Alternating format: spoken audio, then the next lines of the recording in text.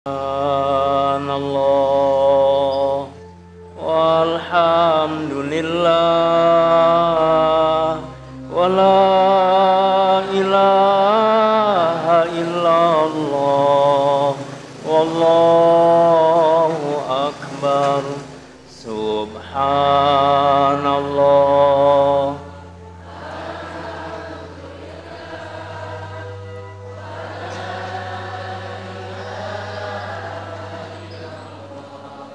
wallahu akbar.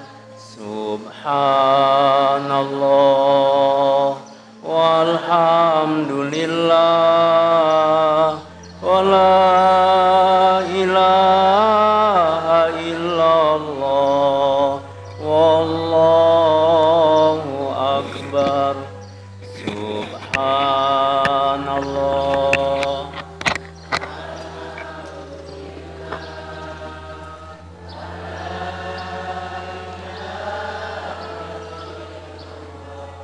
wallahu akbar. Alhamdulillahirabbil alamin. Allahumma shalli ala sayyidina Muhammadin salatan taj'aluna biha min ahlil ilmi zahiran wa batinan wa tahsyuruna bi'ibadikas salihin fi dunyana wa ukhrana wa ala alihi wa sahbihi wa sallim. Yang mulia guru kita Abah Raud Bahan, matta'anallah bituli hayatihi wa nafa'ana bi'ulumihi. Para kiai, al-asatid wal ustadzat, ayah bunda, anak-anakku, adik-adikku semua yang dimuliakan oleh Allah Subhanahu wa ta'ala. Saya ini seperti masuk kandang macan. Tempatnya ilmu di sini. Orang-orang alim ada di sini, orang-orang soleh ada di sini. Sesungguhnya saya datang untuk at-ta'allum wat-tabarruk, datang untuk belajar dan mencari keberkahan dari orang-orang soleh, dari orang tua kita Abah Raud Bahar dan juga yang ada di sini. Karena saya yakin yang ada di hadapan saya adalah orang-orang yang terus mencintai Allah Subhanahu wa ta'ala, terus melaksanakan perintah Allah Subhanahu wa ta'ala, dan insya Allah Allah istiqomahkan kita sampai dengan perjumpaan yang indah dengan Allah Subhanahu wa ta'ala. Kemarin kami dihubungi Abah masih ada di Cisarua, sampai tadi malam pulang sebentar, hanya beberapa jam. Pagi sudah bergerak lagi ke Gunung Sindur dan sekarang ada di sini. Saya mohon maaf, mungkin kalau lihat baca kitab kok kitabnya jadi handphone.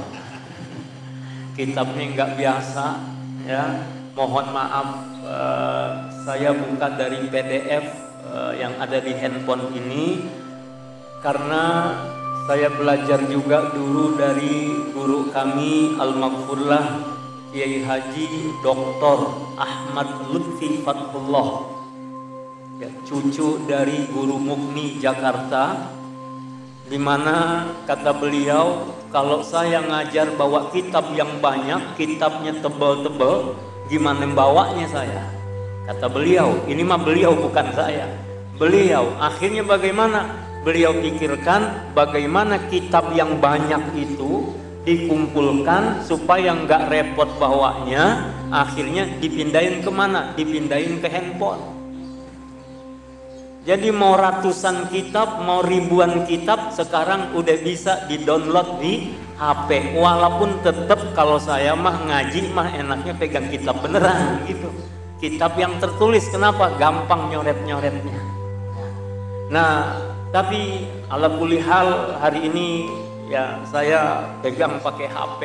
Mudah-mudahan megang HP ini ada manfaatnya. Kita punya duit, kita beli HP, HP-nya digunakan buat apa? Bukan buat TikTokan. HP-nya bukan sekedar buat selfie-selfie, tapi HP-nya lebih manfaat sehingga apa? Insya Allah ilmu yang ada di HP ini juga menjadi ilmu yang muttasil, ilmu yang bisa tetap nyambung kepada siapa? Kepada para pengarang kitab, kepada guru-guru kita. Satu hal yang saya pakai misalnya Bapak Ibu, ini sekedar tambahan saja. Saya senang menggunakan untuk aplikasi Al-Quran. Aplikasi ini yang dikeluarkan oleh Pusat Kajian Hadis oleh guru kami Dr. Lutfi Fathullah, di mana kalau Bapak Ibu buka di Play Store yang pegang HP, Play Store itu ada, bisa di-download, namanya Al-Quran Al-Hadi. Ya, Al-Quran Al-Hadi. Nanti kalau sudah kita download, kita akan bisa mendapatkan kemudahan-kemudahan dari Al-Quran. Misalnya buat saya yang tidak hafal Al-Quran, ketika mencari ayat-ayat, gimana caranya? Bisa tinggal tuliskan saja di pencarian. Setelah dibuka aplikasinya, tinggal dicari ayat yang mana. Misalnya yarfa'illahu alladhina amanu minkum walladzina utul ilma darajat. Tinggal ditulis yarfa'illah, yarfa'. Nanti keluar mana ayat-ayat yang ada kata yarfa'nya di situ. Oh, di surat ini ayat ini dibuka. Yang bahasa Arabnya terbatas, dia butuh terjemah, maka insya Allah dia bisa dapatkan ada terjemahnya. Yang ingin penjelasan lebih, ada penjelasannya. Jadi banyak membantu kita untuk bagaimana misalnya membaca dan memahami Al-Quran. Salah satunya adalah dengan aplikasi Al-Quran Al-Hadi, dan ini menjadi amal jariah. Beliau wafat beberapa bulan yang lalu, dan Masya Allah banyak sekali karangan-karangan beliau, kitab-kitab beliau, dan ini menjadi namanya sedekah jariyah, ilmun yuntafa'u bihi. Sedekah jariyah melalui aplikasi. Kemudian yang kedua, ilmun yuntafa'u bihi, ilmunya terus termanfaatkan. Ilmunya nggak berhenti. Kenapa? Kita membuka, bayangkan kalau ada 1000 orang memasang aplikasi di handphonenya, 1000 orang membuka, 1000 orang membaca, lalu diajarkan lagi kepada 1000 orang, diajarkan lagi, diajarkan lagi, diajarkan lagi, maka pahalanya tidak akan pernah berhenti. Demikian pula Mama Bakri yang telah menjadi guru kita semuanya.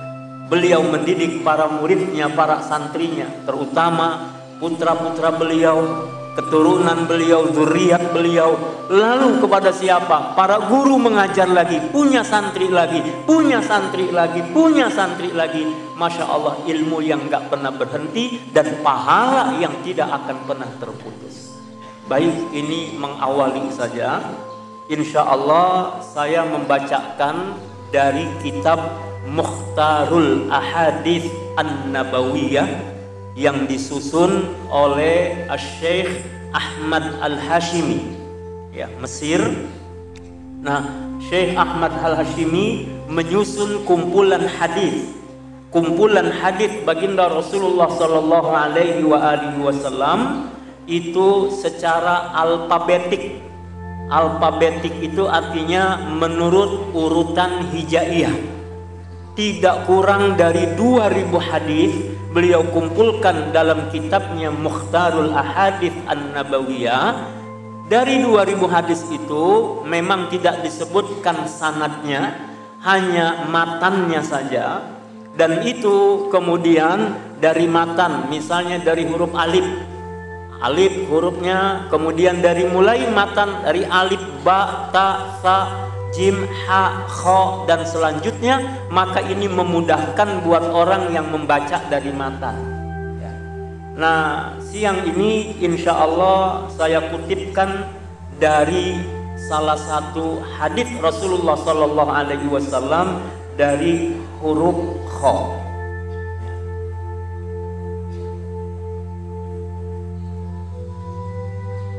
Saya ngelongkap dulu dari huruf kha.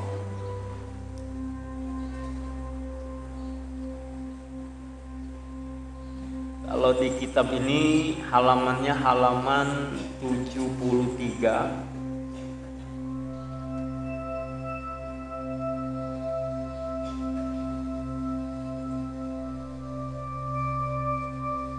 Halaman 73, hadis nomor 577. Wa bisanadil muttasil min syaikhi dari Hadi Ahmad Dimyati Badrus Zaman ila masyayikh Al-Fatihah. A'udzu billahi minasyaitonir rajim. Bismillahirrahmanirrahim. Alhamdulillahirabbil alamin. Arrahmanir rahim. Maliki yaumiddin. Iyyaka na'budu wa iyyaka nasta'in. Ihdinas siratal mustaqim. Siratal ladzina an'amta 'alaihim ghairil maghdubi 'alaihim waladdallin. Amin. Untuk anak-anakku para santri, Ustadz bacakan, boleh diikuti. Bismillahirrahmanirrahim. Khiyarukum man dzakkarakum billahi ru'yatuhu wa zada fi ilmikum mantiquhu wa raggabakum fil akhirati amaluhu. Rawahu Al-Hakim an Ibni Umar. Baik. Hadis ini diriwayatkan dari sahabat Ibnu Umar radhiyallahu anhuma. Siapa Ibnu Umar?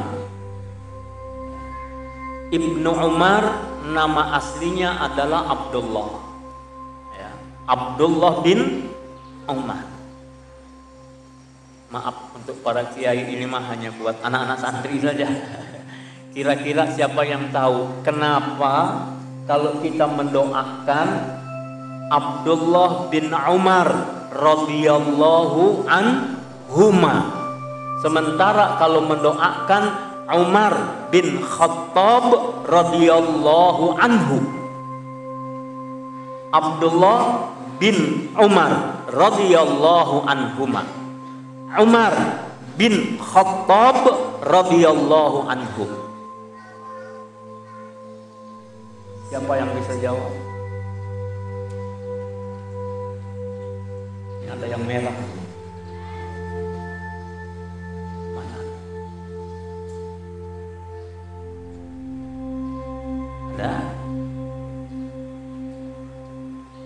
Kan sama-sama dua orang yang disebut, ya, Abdullah anaknya Umar, yang kedua Umar anaknya Khattab. Tadi Abah sudah membacakan tuh dalam Al-Quran surah At-Taubah ayat 100 tentang bahwa al-muhajirin wal ansor, para sahabat radhiyallahu anhum wa radu anhu, mereka sudah diridhai oleh Allah Subhanahu wa taala. Maka kita ini sebagai orang yang beradab, ketika menyebut nama sahabat kita mendoakan mereka radhiyallahu anhu, radhiyallahu anhuma, radhiyallahu anhum. Misalnya kalau disebutkan banyak. Sekarang pertanyaannya, kenapa disebutkan dua orang yang sama, dua orang, tapi mendoakannya yang satu radhiyallahu anhuma, yang satu radhiyallahu anhu, enggak keduanya didoakan?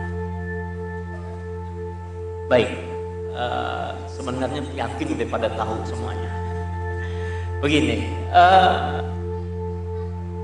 namanya sahabat, dia mesti disebut sahabat pertama karena dia muslim. Dia muslim, hidup sezaman dengan Rasulullah, tapi tidak Islam, tidak menyatakan asyhadu an la ilaha illallah wa asyhadu anna muhammadar rasulullah, kalau dia tidak menyatakan dua kalimat syahadat itu, maka tidak disebut sahabat. Abu Jahal, Abu Lahab, Abu Gosok, abu-abu yang lain yang pada abu-abu itu, ketika tidak menyatakan syahadatain, maka dia bukan sahabat. Yang kedua, sahabat itu mesti berjumpa dengan Rasulullah Sallallahu Alaihi Wasallam. Walaupun hidup sezaman dengan Nabi, tapi kalau belum pernah berjumpa langsung dengan Nabi, maka dia bukan sahabat. Contohnya siapa? Uwais Al-Qarni dari Yaman. Uwais Al-Qarni beriman kepada Allah dan Rasulullah. Tapi Uwais Al-Qarni belum pernah berjumpa dengan Rasulullah Sallallahu Alaihi Wasallam. Walaupun Uwais Al-Qarni pernah datang ke kota suci Madinah menemui Nabi Sallallahu Alaihi Wasallam, tapi ketika Uwais Al-Qarni berada di Madinah, Uwais Al-Qarni tidak berjumpa dengan Nabi. Kenapa? Karena Nabi sedang ada di luar, tidak ada di rumah, sementara Uwais tidak berlama-lama di Madinah karena harus segera pulang menemani ibunya. Dan kita kenal tentang Uwais Al-Qarni, seorang yang amat sangat berbakti kepada orang tuanya. Maka Uwais Al-Qarni tidak disebut sebagai sahabat. Nah, ikhwah semua yang dimuliakan oleh Allah Subhanahu wa taala, yang ketiga, sahabat ini mesti wafat dalam keadaan beriman. Memang ada yang waktu itu beriman di saat Rasulullah ada, tapi ketika Rasulullah tiada, dalam sejarah tercatat Sayyiduna Abu Bakar As-Siddiq radhiyallahu anhu sebagai khalifah pertama, beliau memerangi orang yang murtad. Artinya ada orang yang tidak kemudian berislam. Maka kalau ada yang begini juga tidak disebut sebagai sahabat. Sahabat mesti Islam, sahabat mesti berjumpa dengan Nabi, sahabat harus wafat dalam keadaan Islam. Maka jelas kalau Abdullah bin Umar yang sering kita sebut dengan Ibnu Umar, dan dalam hadis kalau disebutnya Ibnu Mas'ud, Ibnu Abbas, pasti namanya adalah Abdullah. Ya, makanya ada istilah al-abadilah. Ya, siapa mereka? Mereka yang namanya Abdullah bin Mas'ud, Abdullah bin Abbas, Abdullah bin Umar. Ibnu Umar, Abdullah bin Umar, putranya Sayyidina Umar bin Khattab radhiyallahu anhu. Maka Abdullah bin Umar radhiyallahu anhuma, kita doakan Abdullah dan Umar radhiyallahu anhuma. Tapi kalau kita menyebut Umar bin Khattab, maka Umar bin Khattab radhiyallahu anhu. Semoga Allah meridhai hu-nya kepada siapa? Kepada Umar. Mengapa? Karena Al-Khattab, bapaknya Umar, tidak Islam. Maka siapapun sahabat yang orang tuanya belum berislam, maka dia tidak didoakan. Buat kita mendoakan buat yang muslim. Maka seperti tadi, radhiyallahu anhuma, anak dan bapaknya Islam. Tapi kalau anaknya saja yang Islam, bapaknya tidak, kita mendoakan radhiyallahu anhu. Bisa dipahami anak-anak?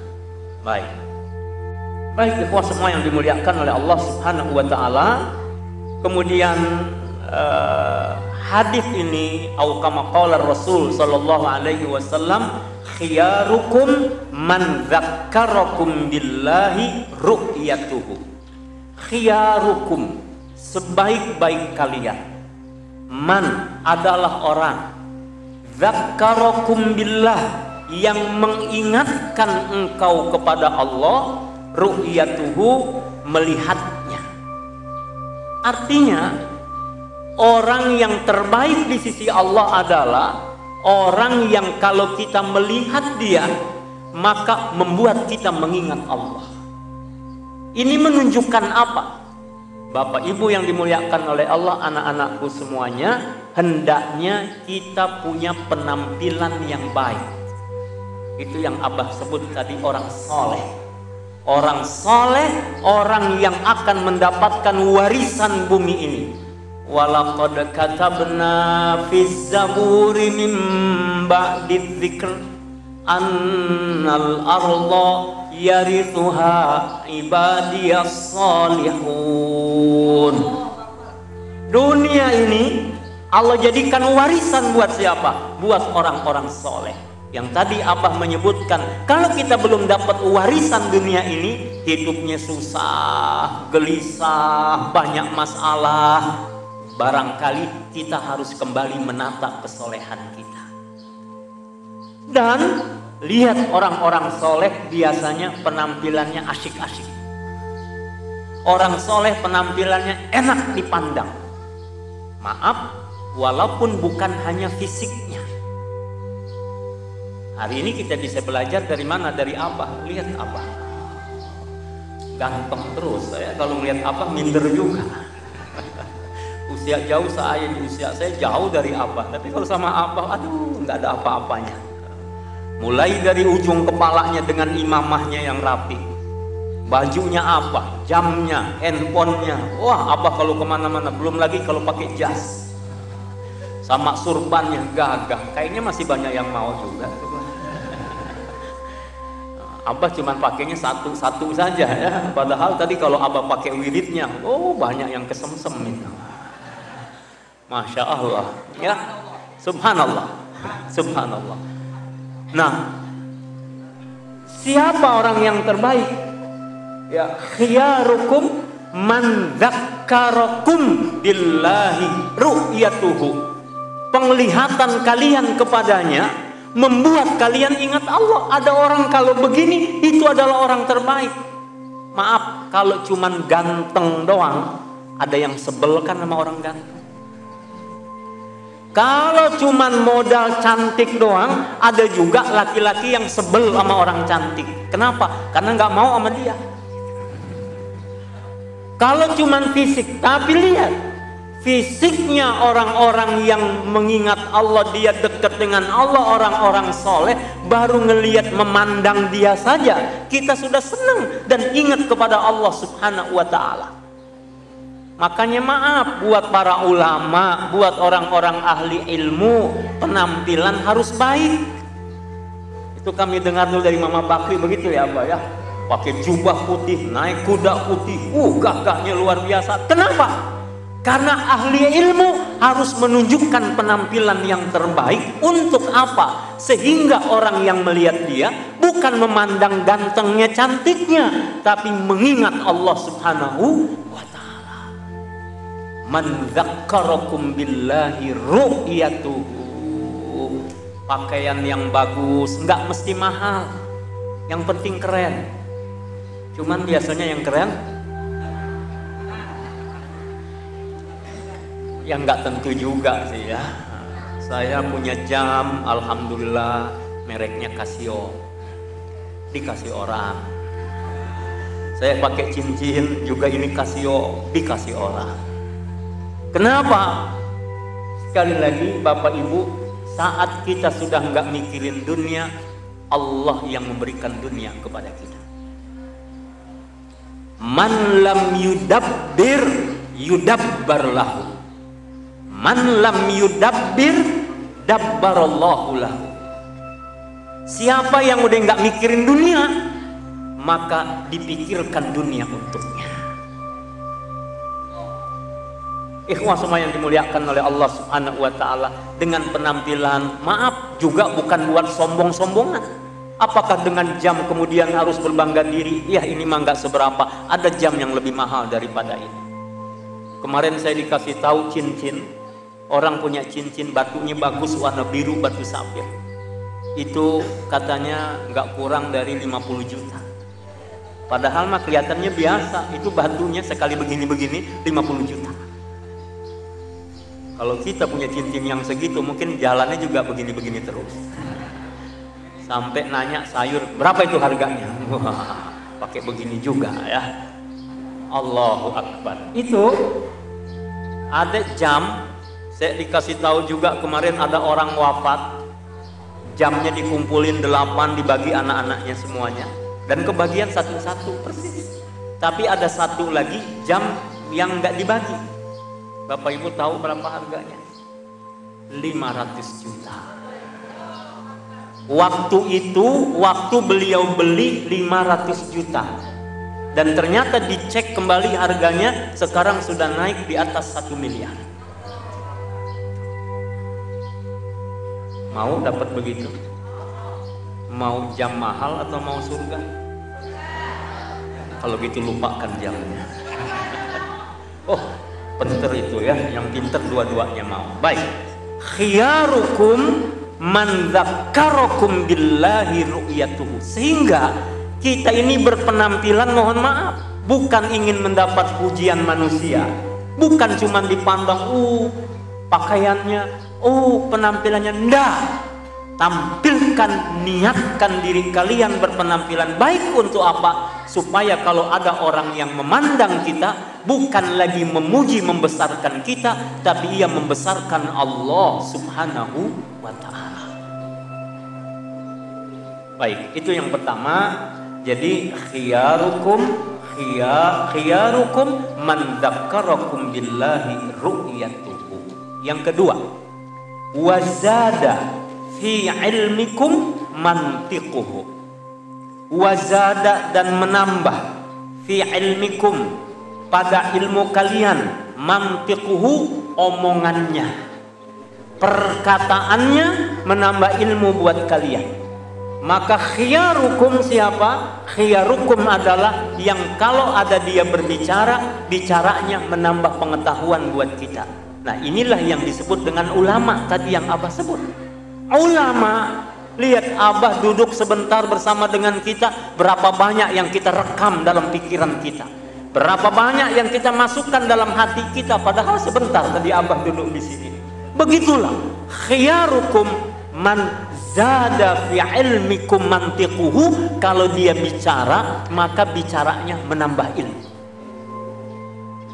Cuma kadang-kadang orang ahli ilmu agak pelit bicara.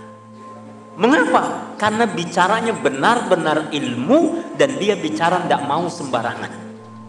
Kalau saya mohon maaf belagak punya ilmu.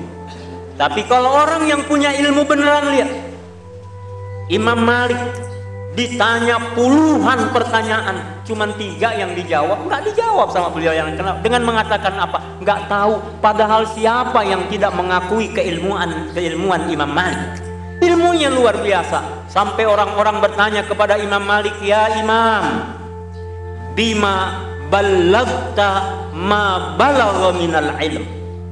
Apa jawaban beliau? Ma bakhiltu minal ifadah wa mastankaftu minal istifadah.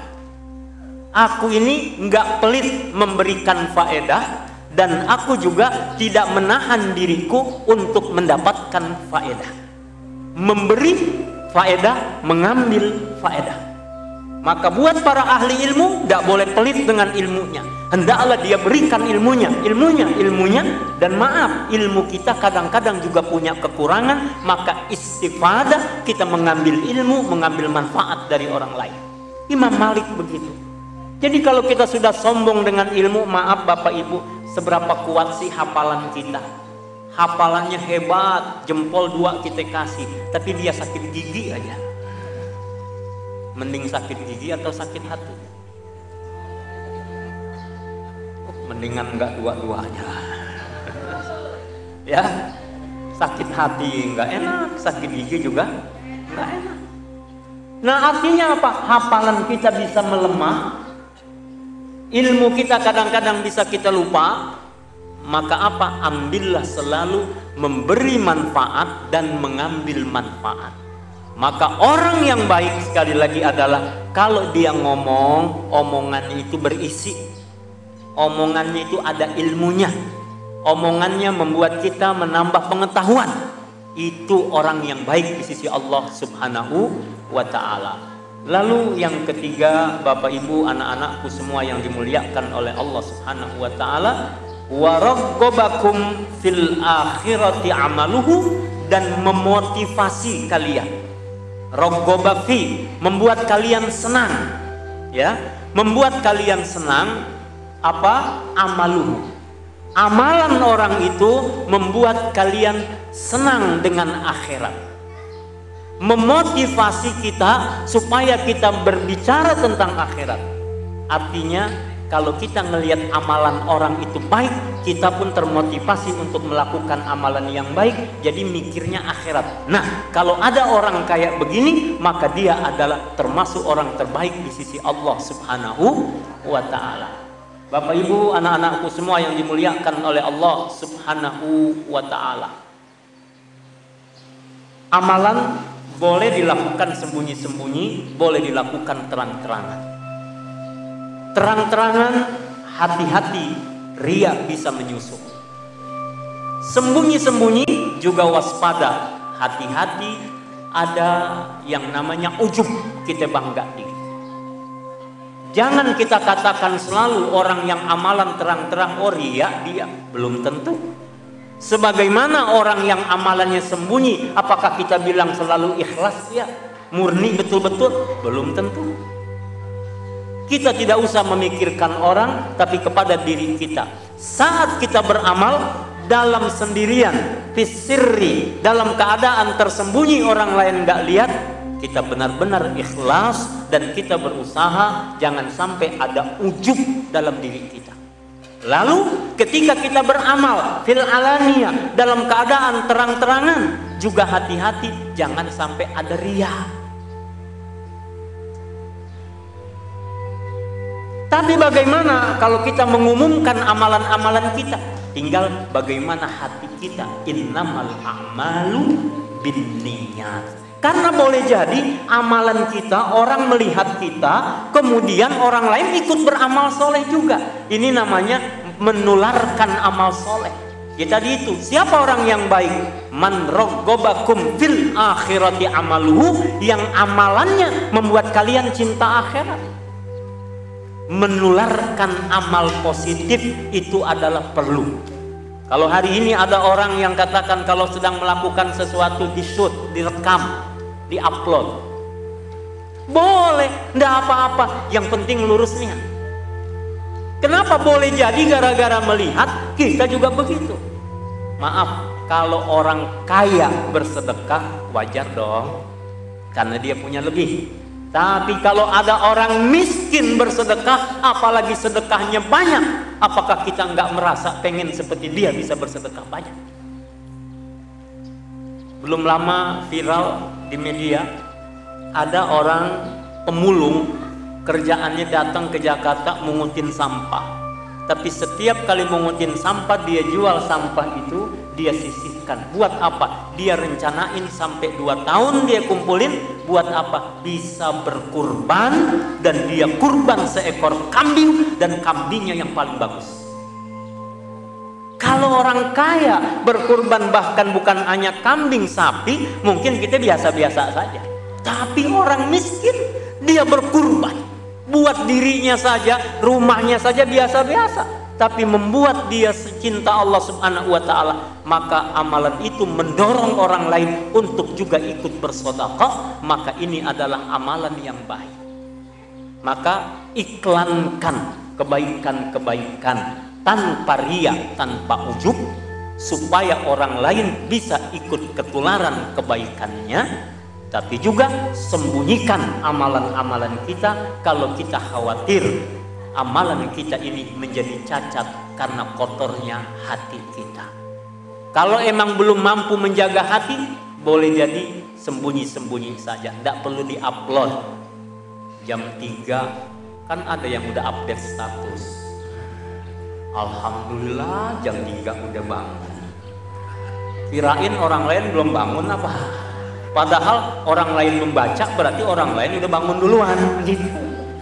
Jam 3:30 alhamdulillah udah dapet 8 rakaat. 3:30. Jam 4 alhamdulillah udah baca 1 juz. Orang lain udah 5 juz loh. Boleh nggak? Boleh. Tapi tadi hati-hati dengan amalan kita, alih-alih menjadi kebaikan, akhirnya menjadi keburukan. Tapi ingat, Rasulullah saja mengingatkan kepada kita. Siapa orang yang terbaik di antara kalian? Yang amalan dia membuat kalian termotivasi cinta akhirat, membuat kalian termotivasi melakukan amalan untuk akhirat kalian. Bu, Pak, kalau kita silau oleh harta dunia, maaf, pernah terjadi kan? Korun, tahu korun? Korun hartanya banyak, tadinya miskin, kaya raya. Kalau korun mau berangkat kemana-mana, pendampingnya banyak, dayang-dayangnya banyak. Orang-orang pada ngomong semua, bergumam, andai ya aku jadi korun, andai aku jadi korun. Lihat kenyataannya, korun ditelan oleh bumi. Makanya kalau ada di Sadeng punya tanah-tanahnya di dalam ketemu harta terpendam, disebut harta. Nah, dari mana itu nyebrangnya? Kan harta korun ya, harta karun. Nah, artinya apa? Saking kayanya korun, tapi lihat, kekayaan belum tentu membawa kebahagiaan dan keselamatan. Boleh jadi orang tidak punya apa-apa, dia selamat. Boleh jadi orang yang biasa-biasa saja, dia bahagia. Dibandingkan dari berlimpah segala sesuatu, tapi dia membuat dia taat kepada Allah Subhanahu wa ta'ala. Kami simpulkan dari hadis ini, khiyarukum man dzakkarakum billahi ru'yatuhu, orang yang kalau kita memandang dia membuat kita menjadi berzikir kepada Allah, itu hebat. Maaf, jangan jadi orang yang menebarkan pikiran mesum, pikiran jorok, pikiran kotor. Jangan pernah menampilkan foto-foto kita yang terbuka aurat sehingga orang lain menikmati aurat kita melalui tatapannya. Jangan sampai para wanita kemudian berlenggak-lenggok. Saya sedih betul, nangis saya kalau ngelihat kadang-kadang lagi dibuka ada kiriman dari orang, ada TikTok, anak-anak gadis kita pakai jilbab, anak-anak gadis kita mereka pakai pakaian muslimah seperti santri, tapi mereka berjoget-joget, mereka kelihatan seperti orang yang tidak paham tentang agama. Bapak Ibu yang dimuliakan oleh Allah, sebaik-baik kita adalah yang kalau orang memandang maka membuat dia ingat Allah Subhanahu wa ta'ala, tampilkan yang terbaik. Yang kedua, wazada fi ilmikum mantikuhu, kalau dia bicaranya menambah ilmu buat kita. Sahabatkanlah orang-orang yang seperti ini, genggam.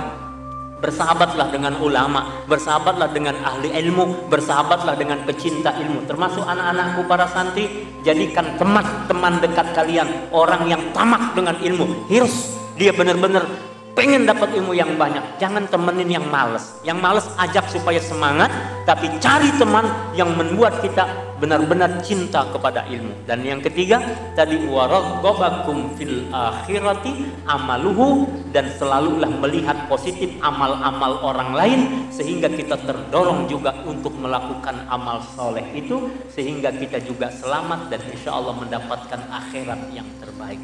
Mohon maaf, mungkin ini satu hadis yang kami sampaikan. Bila ada yang kurang tepat, mohon dikoreksi. Bila ada yang salah, mohon diperbaiki. Dan doakan kami, insya Allah terus disehatkan oleh Allah. Dan kami senang, udah lama janji sama Abah mau kesini. Hari inilah takdir Allah Subhanahu wa ta'ala. Sampai di sini betah Abah. Ngelihat begini mah pengennya duduk jadi santri di situ. Ya bukan di sini, duduknya di situ sama anak-anak. Insya Allah Allah bahagiakan kita dunia akhirat. Wallahul muwaffiq ila aqwamit thariq. Wassalamualaikum warahmatullahi wabarakatuh.